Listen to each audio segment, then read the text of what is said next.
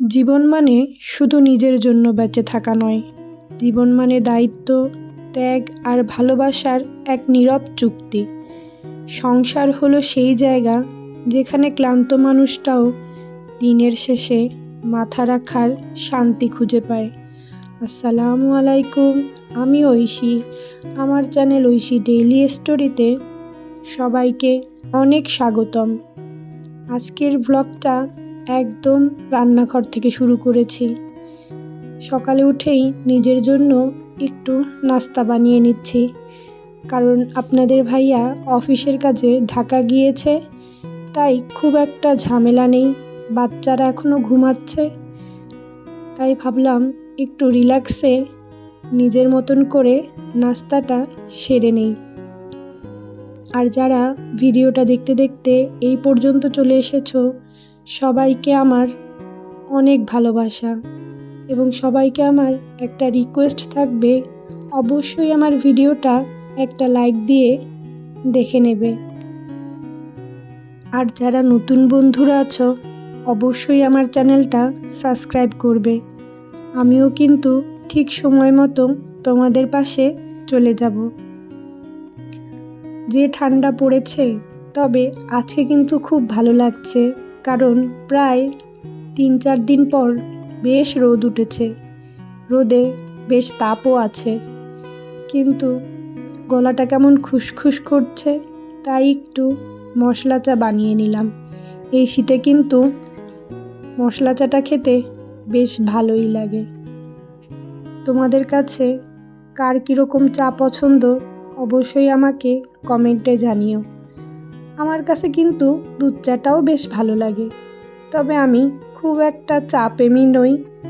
মাঝে মধ্যে নিজের মনে হলে চা বানিয়ে খাই, যখন যেটা ভালো লাগে তখন সেটাই খাই। আজ খুব বেশি কাজ নেই, তবে ছোটোখাটো কিছু কাজ আছে, সেগুলোই তোমাদের সাথে শেয়ার করব। কিভাবে আমি সংসারের কাজগুলো আস্তে আস্তে ধাপে ধাপে শেষ করে নেই, সেটাই তোমাদেরকে আজকে দেখাবো। এই যেমন ধরো, খাওয়ার সাথে সাথেই কিন্তু আমি আমার টেবিলটা মুছে নেই। এর ফলে হয় কি, আমার টেবিলটা সবসময় পরিষ্কার থাকে, আমাকে বারবার এটাকে পরিষ্কার করতেও হয় না। 1.5 দিনের বেলা এতই ছোট, কাজ নেই বললেও সংসারের কাজ শেষ করতে করতে কখন যে সময়টা চলে যায় টেরই পাওয়া যায় না। কাল রাতে একটু বাইরে গিয়েছিলাম, আরএফএল থেকে কিছু জিনিস কিনেছি, তাই তোমাদের সাথে শেয়ার করছিলাম।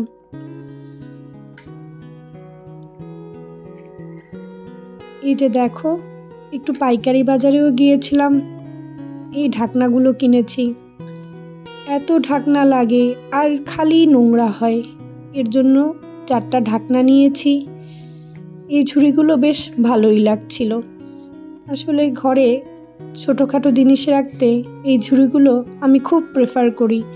এর ফলে কিন্তু তোমার অল্প জায়গায় অনেক কিছু রাখাও যায়। এই কৌটাগুলো কেমন হয়েছে, এখানে মোট 12টা কৌটা আছে। আমি আমার রান্নাঘরের জন্য ব্যবহার করব। কী কাজে ব্যবহার করব তোমাদেরকে ভিডিওতে দেখাবো। কাল রাতে আমার হেল্পিং হ্যান্ড কিছু রসুন কুচিয়ে দিয়ে গিয়েছিল, সেগুলো এখন ব্লেন্ড করে নেব। এরকম আমি মাঝে মধ্যে প্রায় সপ্তাহের জন্য রসুন আদা ব্লেন্ড করে রাখি। এর ফলে কিন্তু আমার রান্নার সময় অনেকটা কাজ বেঁচে যায়। আসলে সংসারের কাজ কখনোই কমতি হয় না। এর আগের দিনের ভিডিওতে তোমাদেরকে আমি দেখিয়েছিলাম কিছু টিপস, যেগুলো তোমাদের ঘরকে খুব অল্প সময়ে অর্গানাইজড রাখবে। তোমরা সবাই অনেক সুন্দর সুন্দর কমেন্ট করেছ। তোমাদের এরকম সুন্দর সুন্দর কমেন্ট আমাকে আর একটা নতুন ভিডিও বানাতে অনেক উৎসাহিত করে। এই যে দেখো, আমার 2 ছানাপোনা উঠে গেছে, তাদেরকে আমি আমার একটা কাজে লাগিয়ে দিয়েছি। তারা আমাকে এই মটরশুঁটিগুলো বেছে দিচ্ছে। তারা কিন্তু এই কাজটা খুব আগ্রহ সহকারে করে এবং আমার দুজনই এই কাজটা খুব পছন্দ করে। আমারও কিন্তু বেশ হেল্প হয়ে যায়।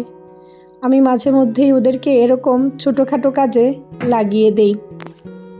এর ফলে কিন্তু ওরা বেশ কিছুটা সময় মোবাইল টিভি থেকে দূরে থাকে। কিছু জিনিস কালকে রাত্রে ব্যবহার করেছিলাম, ওগুলো এখন শোকেজে উঠিয়ে রাখছি।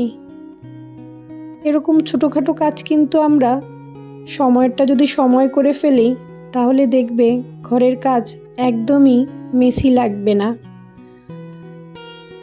রান্নাঘরে চলে এসেছি। কাল রাতে এই আর্টিফিশিয়াল গাছটা ভিজিয়ে রেখেছিলাম, সেটাই এখন ধুয়ে নিলাম। আজ খুব বেশি রান্নার আয়োজন নেই, বাচ্চাদের জন্য ফিশ ফ্রাই করব। আমার বাচ্চারা বেশ আগ্রহ সহকারে এই খাবারটা খায়। ডালের সাথে আমার বাচ্চারা বেশ পছন্দ করে। আমার কাছেও কিন্তু এই শীতের সময় গরম গরম ফিশ ফ্রাই খেতে দারুণ লাগে। আমি ফিশ ফ্রাইতে সবসময় এই রাঁধুনির কাবাব মশলাটা ব্যবহার করি, একটা আলাদা টেস্ট দেয়। লেবুর রস তো মাস্ট, লেবুর রসটা দিলে আমি মনে করি ফিশ ফ্রাইয়ের স্বাদ দ্বিগুণ বেড়ে যায়।